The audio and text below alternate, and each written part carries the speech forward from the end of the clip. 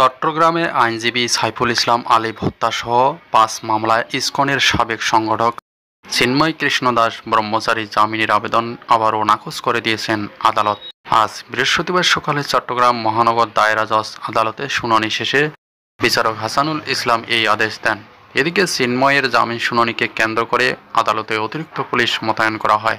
ঢাকা থেকে আসা তার আইনজীবী অপূর্ব কুমার ভট্টাচার্যকে কঠোর নিরাপত্তা দেওয়া হয়।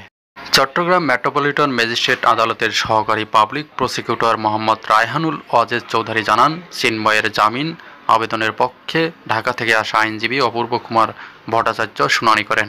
রাষ্ট্রপক্ষের আইনজীবী এর বিরোধিতা করেন। শুনানি শেষে আদালত ৫ মামলাতেই জামিন নামঞ্জুরের আদেশ দেন।